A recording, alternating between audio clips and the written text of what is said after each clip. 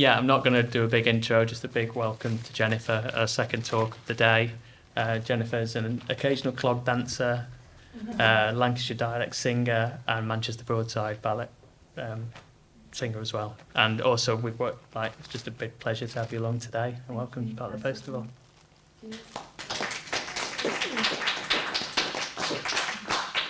Hello, it's not in my nature to just stand here like this. So if I move around, can you hear me? Yeah. At the back? Right, okay, cool. I sing louder, so you'll be right.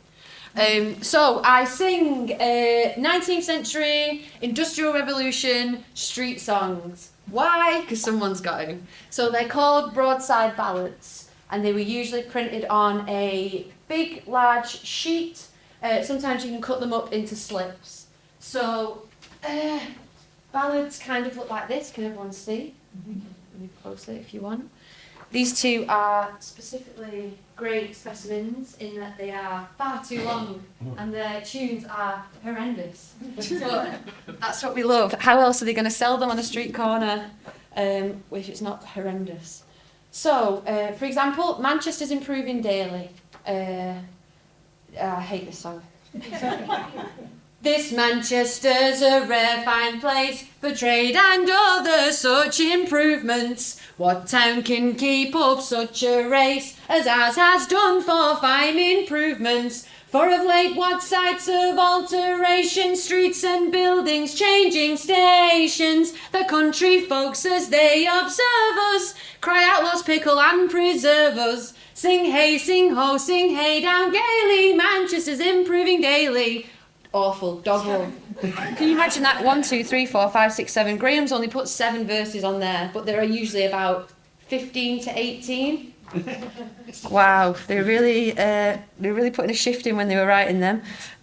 So a lot of ballads are doggerel, and there are a lot of reviewers that say that they are such, but there are some really, really interesting ones. So, for example, when I came back from Barcelona when I was, 18, 19, something like that. And I started volunteering at Chetham's Library in Manchester. We all know it. Looks like Harry Potter. But it's a gorgeous, first English-speaking public library or something like that. Like 1400s it was built. I could go on. But I started looking at the ballads because Michael, the librarian there, was really into 19th century history. I think that's also really cool. And I'd see ballads like this, Oldham streets at dinner time. Well, I'm from Middleton, so seeing Oldham written on a ballad like that just like instantly set my world on fire. And there was one called The Bury New Loom, and there's other ones called Manchester's Improving Daily. And I was thinking, whoa, this is a kind of an untapped area, sometimes for good reason with the song that we've just heard, but I feel like there'd be some diamonds in the rough. So again, Oldham streets at dinner time is crap. But this is why we keep searching, fellas. So we've got a prophecy for 1973, written in 1873. Again, it's ridiculous, but fantastic. And then this one is a real kicker. So Victoria Bridge on a Saturday night. So Victoria Bridge is the bridge in between Salford at the bottom of the cathedral in Manchester, going into Salford. And this is just so much fun to do, so I'm just going to do it. Sorry, you're at the mercy of just my interests here. So I couldn't care less. So this is Victoria Bridge on a Saturday night. Whoever may travel on Manchester gravel will see many things to astonish his sight, but sure he must notice wherever his court is Victoria Bridge on a Saturday night. Such running and rushing, such jostling and pushing, it looked as though Babel had settled through spite. Or all need to go, 1 and 2 kids aboard on Victoria Bridge on a Saturday night. If you're troubled with physic, there are doctors with physic, there are lozenges, boluses, poppies and pills, with ointment for drawing and baccy for choring, will blister your chops till you've red in the gills. There's snuff for your noses and salt for your tortoise, and poultry and pigs, pickle, pork and police, with porkers and fenders and newspaper vendors and Stretford black puddings a penny apiece. There's cab drivers calling and fishermen bawling their codfish and haddock, fresh founder and fluke, with dory and dabfish and cockles and crabfish and beautiful salmon just caught with a nuke. There's lots of disparity, folks craving charity, howling at where you would drop with surprise. And some you'll find are so desperate blind, sure they can't see at all till they open their eyes. Then some in their panics pop into mechanics bar famed institution, and upstairs they trot, where those fond of trifles may pick up the rifles and kill the bullseye at a penny a shot. Now the truth I have told, what are here to be sold? Such bawling and squeezing as bothers me quite. Both of good things and bad, there are lots to be had at Victoria Bridge on a Saturday night. Hurrah, what a bother, this, that and the other, all jumbled together, a comical sight. Me oath I declare, on 'tis just like a fair on Victoria Bridge on a Saturday night. So it looks very flat. They look very flat, but they sound like that. I'm going to copyright that one. It's hilarious. When was that written? That is 1870. 1873, I'm going to say. When was it built? It was built 1871. So yeah, it would have been 1873 it started kicking off on there. So again, bridges were used as those kind of liminal spaces in Victorian times. Bridges were used as markets, just kind of general debaucherous areas. I could go into how the Victorians invented modern horror by using the liminal spaces. So, for example, in twilight moments, you get the scary things that happen in doorways, on stairs. Like, these are all the places that nothing really exists, so they... Another talk for another day. So, broadside ballads. So these, would you believe it, are the good ones. So these are written in kind of Times New Roman type of type. You can actually read it. They tend to focus on the clientele that they're trying to sell to in a way that's propaganda, but I'll get into that in a minute. But the ballads before these, the ones that Samuel Pepys collected, for example, the black letter ballads, so they were in a kind of Gothic Old English font, and there's 32 verses to each, and they are hell on earth. Once I got asked to sing them at the Bodleian Library in Oxford, and I was very hungover, and I tried to do it just off the cuff, and I never got called back again. Can you believe it? I'll never make it in Oxford.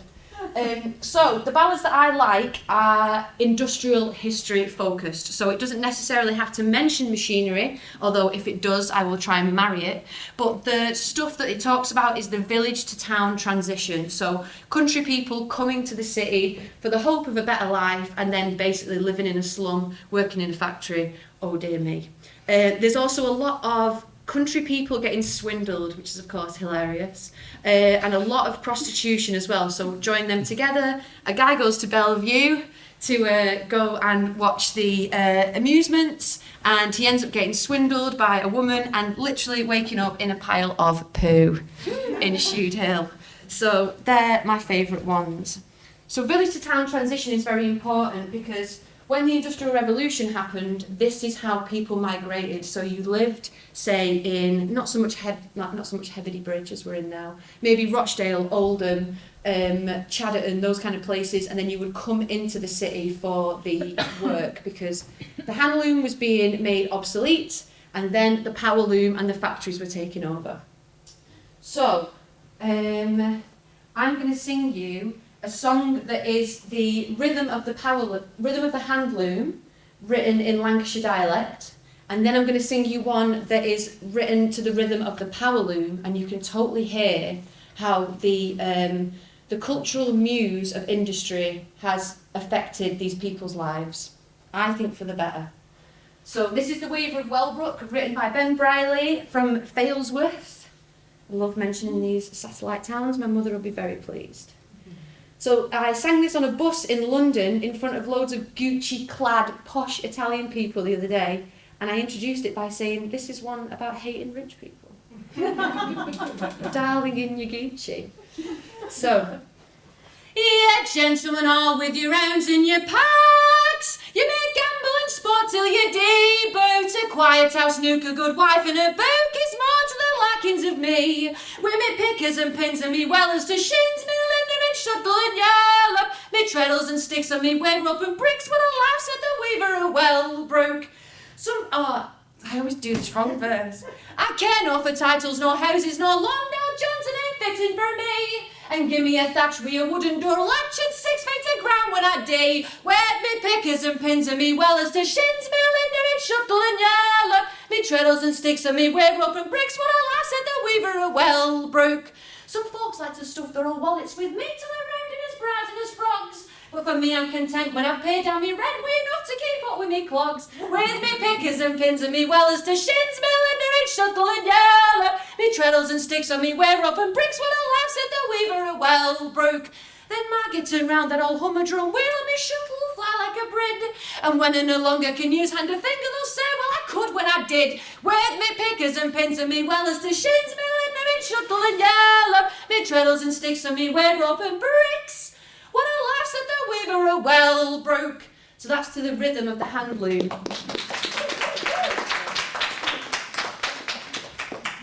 How funny, that gorgeous song. So, I tried to weave to that on a hand loom at Quarrybank Mill.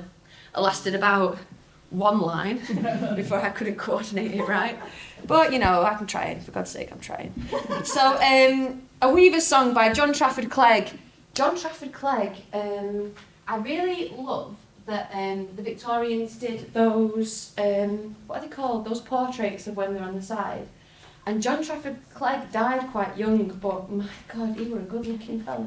I've seen him got a picture. Silhouettes? Maybe that's just for the ladies afterwards. Yeah, where is he? God, I just not even got a picture of him. What is the bloody point? Anyway, he's big. From Burnley, absolutely great. So this is the rhythm of the power loom. Oh, this is fun, this one. Down in shed on a summer's day, thou sun shining through whitewashed top, Brids and sleds are chirping away, and I whistle a tune to every cop. Clattering loom and whirling wheel, flying shuttle and steady reed. This is work to make 'em on field, this worst job's weaving in time of need. Waving cotton all sizes and mags, tablecloths, handkerchief outs and nouts, shirts for white America blacks, towels for China and India clouts. Duties checking and sheeted, twirls, yard wide, narrow width, heavy and late. Brats and petticoats, fancies, drills, we can weave out and weave it right. Straight down alley and climb white walls, picking pegs, nodding their heads around. Walks spinning down like waterfalls, cog wheels rattling a merry sound. Tidy skips running all way wet, snowy cloth winding on to beam. Take a good sniff of the flying drift, it's clay and dust and we're not but same. How beautiful is that philosophical comment just then? Take a good sniff of the flying drift, it's clay and dust and we're not but same. Don't you tell me these people were amazingly self-educated. Don't you tell me these people were just workers. They're absolutely gorgeous. Lads and lasses standing in rows, working away from morn till night. Tenters, bobs, south, betties and joes, running about on a nimble feet. Keeping time to a steady tune, played by the engine from the lake till dark. Feeding with water and cold back spoon, and his all is right for another day's work. Down in shed on a winter's day, the sun's asleep in his cloudy bed. Scores of gasoline's blazing away on shining pulley and snow with the red. Clattering loom and whirling wheel, flying shuttle and steady reed. This is work to make 'em on field, this worst job's weaving in time of need. That was faster than the other one. That's the power loom going there for that one. So, you've got the village to town transition, which is present in the songs of industry, and that's really where I get off on this material because it's just fantastic. Can I do another? Don't do another weave. Calm down. So, people moved to the city of Manchester. So, for example, are we familiar with Manchester at all? People, kind of. So Angel Meadow is next to Ancoats, the up-and-coming trendy area of Ancoats, darling, in Manchester's trendy northern quarter. So this used to be a cesspit, and the Irish lived there, the Low Irish they used to call them. Engels used to parade around there with two sisters. He got with one of them, and then one died, and then he got with the other one. It's very economical, keeping it in the family there. So he would always go around Angel Meadow, and then he would go to Chetham's library and write it up with Marx while he was writing the Communist... Is it the Communist Manifesto they were writing? Or were they writing something else? Yeah, he wrote something else as well. He definitely wrote more than one book. So, the ballads that people would be hearing in Angel Meadow would be... written for those workers, but not written by those workers. So, for example, if I come from Rochdale and I'm humming a gorgeous nursery rhyme that my mother used to sing to me, and it reminds me of home when I'm in my slum dwelling in Manchester. Now, a canny printer or ballad singer could overhear me humming that, take it to the printers, get a ballad printed up that I've pretty much been singing, and sell it back to me. And that is the beautiful cycle of capitalism through printing. So people say to me, oh, these ballads were written by workers for workers. You're crazy. They're working 12-hour shifts. Some of them can't even read. the ones that do read, like, seldom read a lot. And a lot of the time you overhear these tunes in the pub or some kind of social area. There's ballad singers on the corner, you'll overhear it from them. Apparently, what was it? At Band on the Wall on Swan Street, there was 4 ballad singers and there was noise complaints filed by all the tenants because, can you imagine 4 ballad singers going, all 4 different songs? No way. So this gave rise to this kind of homely rhymes portion of Lancashire dialect. It was a big trend in Lancashire dialects from like 1820 to 1860. I'm really trying to just skim the top here because I know no one's as interested in this as I am. So 1820 to 1860, there was a lot of homely rhymes and reminiscences written for the people from the satellite towns who are obviously missing home quite a bit. I mean, that would sell totally well, wouldn't it? So Edwin Waugh, people call him Edwin Waugh, but I am an official Waffer. I call him Edwin Waugh. Me and Sid Calderbank have had a right good sit down about it, and he's allowed me to call him Edwin Waugh. But there's no poetry written about Edwin Waugh because the dialect writers would always write about and acknowledge each other in their poetry. No one's rhymed his second name with anything, so we can't be totally sure if he's Waugh or not, but I'm officially Waughing. I'm Waughing all day. So this song is called Come Warm to the Children Me, and this is a kind of standout ballad because it's began as a dialect piece. That is an amazing top. Look at you in that sunflower top. Thank you. Wait, whoa. Steady now with all that green. Nice. So this is called Come Warm to the Children Me, which means come home to your children and me. So first 4 verses are, the wife's pissed off. She's like, you're always in the pub. I've got to put the kids to bed. I've got to do all this stuff. I've brought your coat to the pub because you need to come home, man. Like, you really need to help us. Last 2 verses are just the husband being really canny. He's like, I've got everything that you want me to get from town, and thanks for my coat, but I'm coming home now anyway, and you know that I love the pub, but I love you more. And it's like, oh, that classic Lancashire sentiment. It's great. So this got made very, very popular through ballads because of Baroness Burdett Coutts, the heir to the Coutts banking fortune.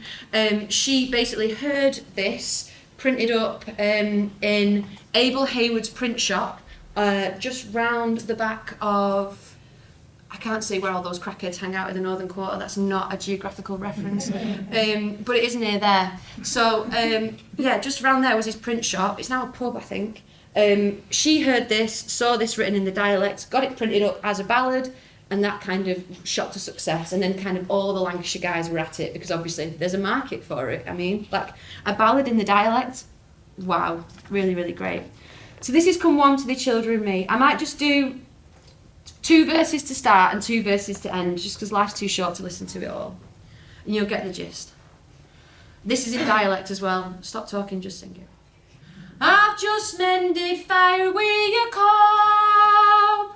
Out swaddle has brought the new shoon. There's some nice bacon collops on thob, and a quart of ale posset in thune.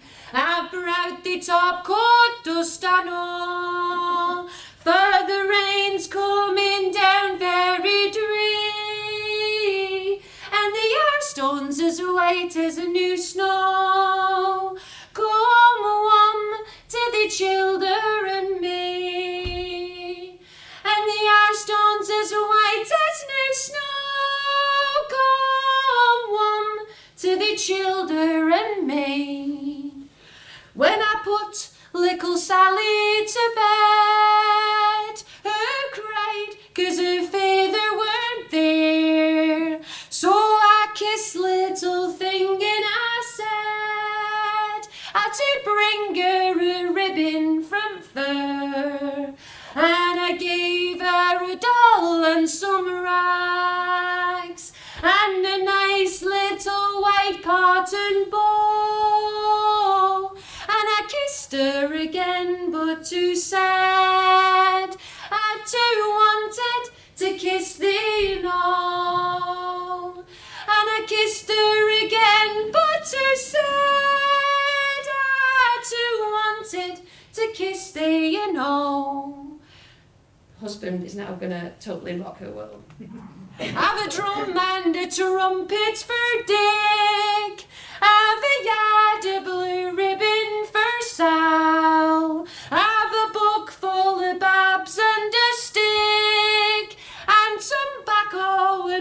bags for myself.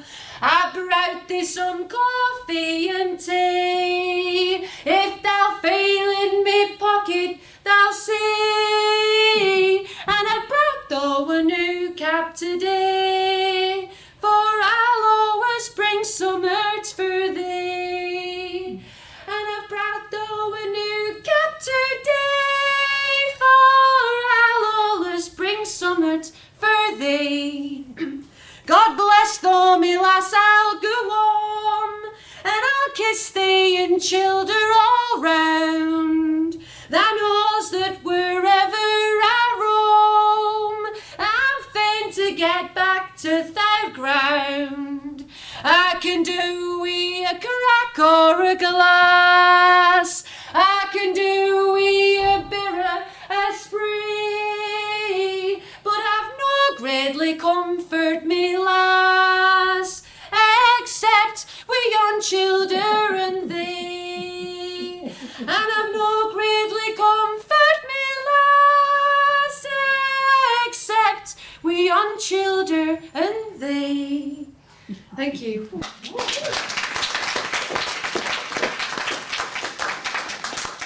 So you can hear the kind of homeliness in it. Can you imagine them just swaying, lilting in the streets with one foot in each midden like that? Gorgeous. A funny thing, probably just only for me, in this 5th verse is it says, I've a book full of babs and a stick. Babs in Lancashire dialect is pictures, little pictures. Babs in Yorkshire dialect is poo. So I always imagine it like a really tight, fasted, shut book of poo. But she's great for folk festivals and academic talks alike. So, this kind of holy stuff, it's dead, isn't it? No one speaks like that anymore. How could it still be relevant to today? The Industrial Revolution was 150 years ago. Why should I be interested in that? Because the Industrial Revolution is still continuing now. We basically sold everything, including blueprints, machinery, and flipping Leyland trucks to India, Pakistan, China. It's all kind of moved east, and people are very happy to just ignore it and buy everything from Shein. I've done that. I've been one of those people. Obviously, I dress head to toe Gucci these days. So I find it important for people to understand the enduring relevance of this music and these songs, because if I don't sing them, they'll just fall out of favour, or people not as good as me will sing them. But so what I had an idea was that the Industrial Revolution never stopped, it just moved to Bangladesh, and then I thought I could do a little research project, go there, hide my dictaphone in my bra, pretend that I am the daughter of a rich factory owner that wanted to, yeah, I know, you know, she knows. So I got everything translated that they were talking about me, obviously assuming a lot of things about me. When I go through the factory, I'd hear them telling the kind of floor manager to put the radio on, turn the lights on, make the women look happier because I was visiting, because they wanted to give a good example, when really the song that I sang about the power loom, the fast one, lads and lasses standing in rows, working away from morn till night, tenters, bobsals, betties and jaws running about on their nimble feet. It's exactly the same layout in the Bangladeshi factories of today, but the exact same labour injustices that are continuing. So they lock them in, for example. Women have babies underneath their desk, underneath their sewing machine, which was exactly the same in Lancashire too. Really freaky, very, very freaky thing that I found out. One of the garment factory owners, he said to everyone, hey, I'm going to send you out on a company picnic, take the day off. I mean, of course, huge red flag, what the hell are you doing? So everyone goes to this gorgeous picnic, comes back, he's automated half the processes in the factory, so those jobs are now obsolete. The same thing happened in 1823. So when I was there, it was very much like Burmese days, like very George Orwell, just I couldn't quite handle how similar these things were. And if I took pictures of the Bangladeshi factories, I could then put Lancashire verse underneath describing it, and it would be exactly the same picture. So it is relevant, all right. So one of the songs that I collected from a handloom weaver in Bangladesh, I just asked him to give me 10 of his best, you know, which ones are you into, whatever. I'll pretend I'm Alan Lomax for a couple of months. And he sang me this song, and it was about his wife that winds on the bobbin, so she spins, winds on the bobbin, and then he puts it in the shuttle, and then he handloom weaves whatever she's made. And it was called My Winder. And Sam Bamford, in his Homely Rhymes in 1864, wrote a song called My Winder about Jemima, his wife, who would wind on the bobbin for him so he could weave. Mm-hmm. It's not even relevant to today. Why would you even sing those songs? Are you crazy? So if I'm finding this stuff out, that there is so much more. I just feel like I've scratched the surface kind of thing. I just find it very important. So back to the dialect, because I just think it's fun. People who think that this dialect isn't accessible, I totally understand where you're coming from, but it just takes a couple of reading overs and you've got it perfectly. So this poem, I haven't read this in maybe a year, but it's Sam Fitton, he's hilarious, he's from Oldham, and I'm just going to read this as far as I can get, and you'll hear that the rhythm and the lilt of it, like it carries you away. It's like I am in Hebden Bridge if I'm going to use this metaphor, it's like a leaf on a stream, it just carries you down. Now, if you're wanting what they call a literary treat, our dialect of Lancashire is very hard to beat. It has a Gradely pedigree. It's Gradely, there's no doubt. You'll find it Gradely Jannock if you'd know but root it out. It's dressed in warty clothes, but it has a Sunday shine. It's better nor your modern slang at some cold talking fine. It has no vain pretensions, and you'll find it's Gradely made. It's honest in its dealings, and it calls a spade a spade. It's sound in every letter, and it has an honest ring. In fact, I think it's good enough for either queen or king. Before our loyal dialect, let's make our humble bow. It's good for making love we, and it's useful in a row. What language can be sweeter when to Mary we exclaim, "Here, lass, I love thee greatly weel. When wilt I change the name? It's heavenly when who answers in our dialect sublime. Here, Jammy, thou'rt a darling, and I'll wed thee any time.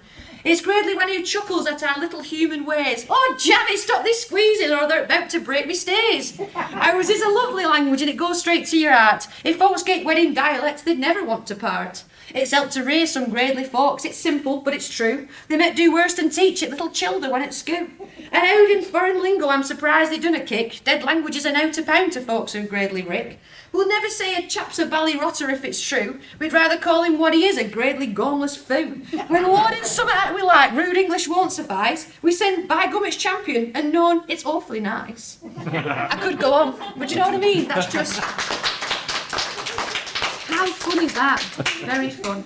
Right, so I think I do just want to interact with you a little bit, because I can't just talk at people. I must hear what you think. So I'm just going to give you a couple of stupid songs, and then that'll be me done, and then we can have just a little back and forth. Is that all right? Yeah. Cool, right. So this one is called Folklore, obviously the Caller, written by Walter Emsley. He's not that very well known, but he has done some gorgeous oil paintings of Stockport Viaduct in the Victorian times. So if you're into that, there you go. So this is about the fella that gets coal out at pit. When winter comes round and there's frost, fog and snow, when you shiver and shake in these winds keenly below, when you've been round with babber and stuffed every crack, while a blaze brightly burns halfway up fire's stack, when you're warm from your work and you're toasting your toes, where your feet up to fender and fire furly glows, just gate out your backer and ponder a bit on the filly as fetches you coal out a pit. I just think on him gooing out day after day, with his grub in his shirt and a can of cow tay, is dropped down in cage like a bead on the line to tempt Providence with the dangers at mine. How he trudges along till he gets to his place, and it's not a great while till he's popping his face, as he lies on his back and his form's dimly lit, with his Davy lamp think on him down there in pit. I ask you to think on him grovelling in gloom, while he's chewing up thinking perhaps his own tomb. Think of floods more severe, some chalk dampers may come. Giveth out to his wife's weary waiting a wom. Don't you think as whatever he's paid he earns a wheel, with his muscles of iron and his nerves made of steel. And when rescue work's waiting, that's time he shows grit. He's an hero then, him as gates call out at pit. Thank you.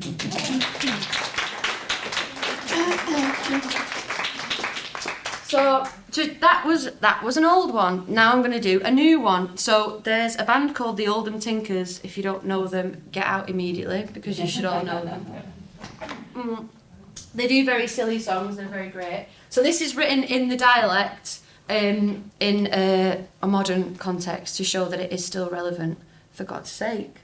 Does anyone know Oldham at all? The area of Oldham? Okay, this is handy. You can keep your slopes at Alvimore and your Alps of eastern France. To your winter sports in Austria, we wouldn't go given the chance. Where do the Oldham top knobs go to get their winter thrill? Oh, they don their togs and they point their clogs to the ski slope on Count Hill. Oh, this Oldham sporting focal point fills us with civic pride. This folk comes up from Hollingwood and Mumps and Shaw beside. To the Highfield Après Ski Lodge, they come from near and far. And they suck mild beer with polluted ice from the glacier at Grange Bar. Oh, you've seen them ski à la Française with lumps of wood on feet. If you've never seen skiing Oldham style, you've missed a gradely treat. They slalom down the man-made slopes, they're dodging dandelions, sitting on bits of cardboard and corrugated irons.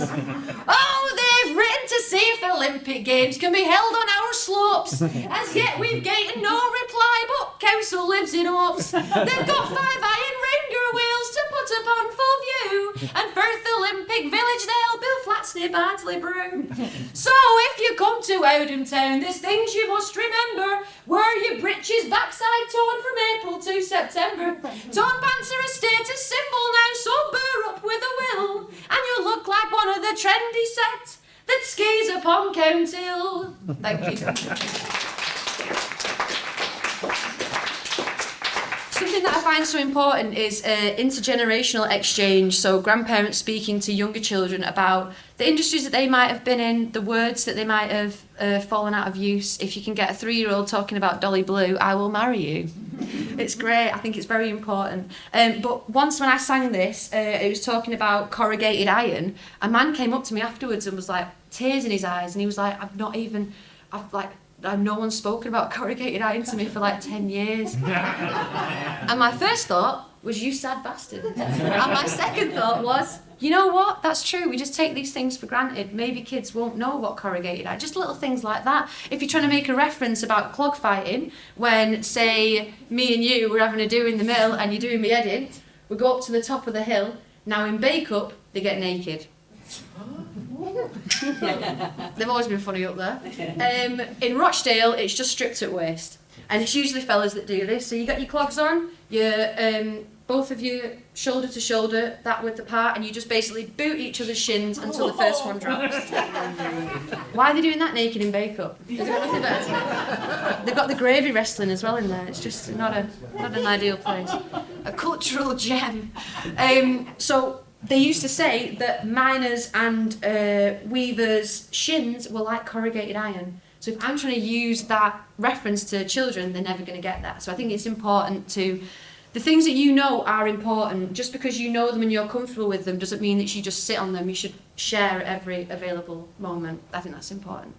What was another funny thing that I was going to say? I'm not funny. Right. So I am going to end on Pomona, which is a fantastic ballad. My friend Graham prints these out for me in the 19th century style.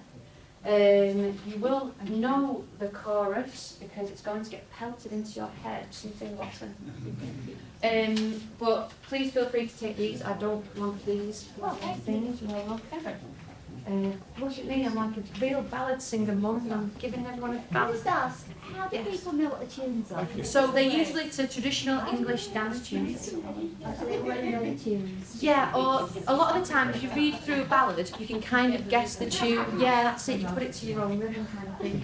Sometimes I will put it to a tune of somebody that I know has sung it before in order to keep me in line with their tradition. If that makes sense. I want to be linked to them and their.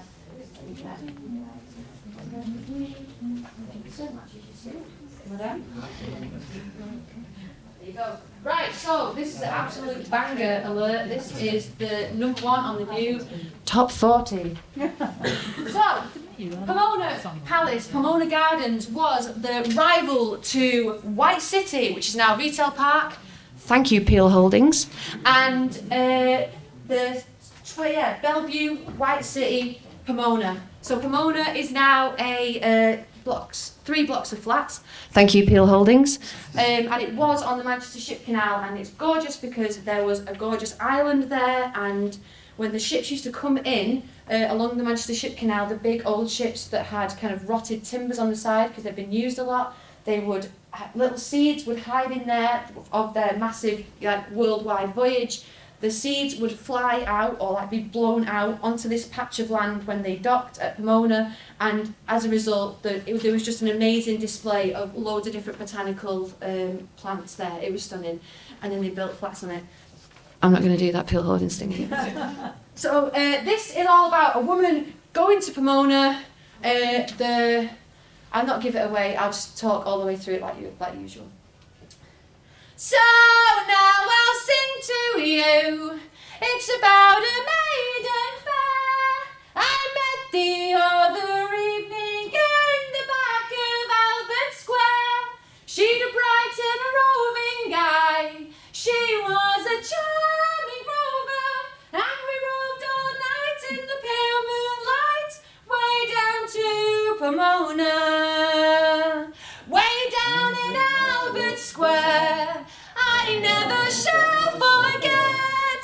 Her eyes, they shone like diamonds, and the evening it was wet, wet, wet, and the hair hung down in curls. She was a charming rover, and we roved all night in the pale moonlight, way down to Pomona. Aren't you gorgeous? As we got in the cab, I asked her for her name, and when she gave it me, oh mine, it was the same. So I lifted up her veil, for her face was covered over. To my surprise, it was my wife I took down to Pomona. Way down in Albert Square, I never shall forget. Her eyes, they shone like diamonds, and the evening it was wet, wet, wet, and the hair hung down in curls. She was a charming rover, and we roved all night in the pale moonlight, away down to Pomona. She said, I knew 'twas you, I knew you all along, I knew you in the dark, so I did it for a lark, and for that lad you'll pay, for the taking of me honour, you'll pay the fare, for I declare, way down to Pomona. Right, before we go any further, he's tried to cheat on his wife, he's ended up taking his wife out, she's annoyed, and then he's only got to pay the fare from pretty much, it's like a £3 taxi ride that, from where they're going to, centre of town, Albert Square to Pomona. It's like, not even a mile. Got away with murder with that one. Way down in Albert Square, I never shall forget. Her eyes, they shone like diamonds, and the evening it was wet, wet, wet, and the hair hung down in curls. She was a charming rover, and we roved all night in the pale moonlight, way down to Pomona. Thank you very much.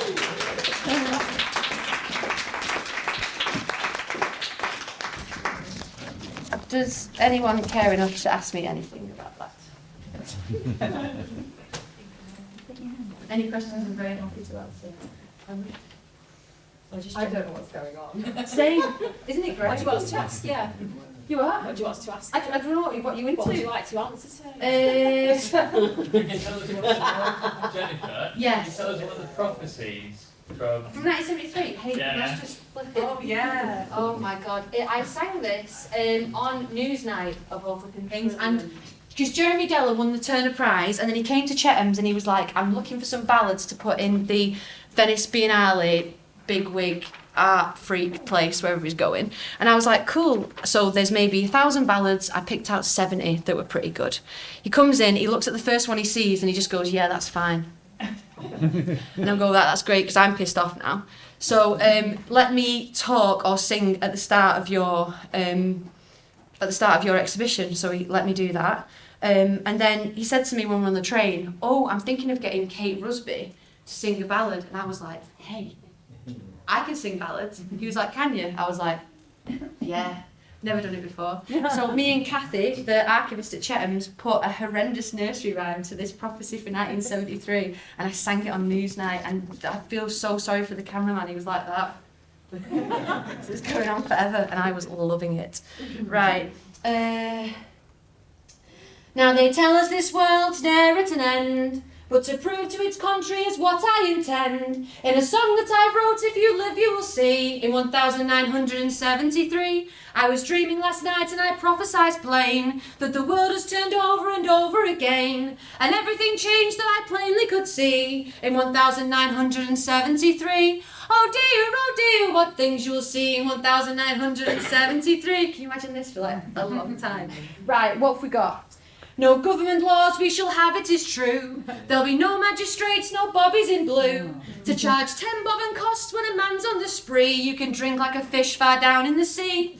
You can act Brigham Young all the days of your lives. Brigham Young, Mormon, so just loads of wives. And if one's not enough, you can get 40 wives. If you're tired of one or she turns out a bore, get another and send her to the chap next door. Oh dear, what things you'll see in 1973.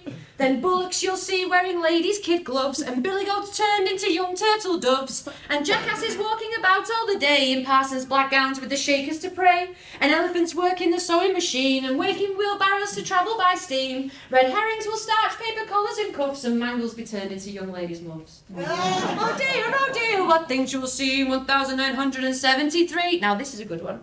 There will be no old people, they'll always be young. Men will not be plagued with a cross woman's tongue. Bum bailiffs will swallow the county court then. Old Nick will be loose upon earth once again. The sun and the moon will be changed, never fear, into large suet dumplings and barrels of beer.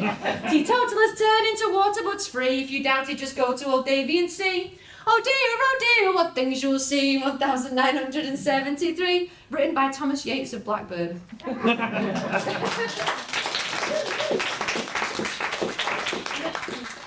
Right, I'm going to stop now. Stop doing that now. Thank you. Thank you so much. Well done. Thank you, Jennifer. We have got one more round of applause.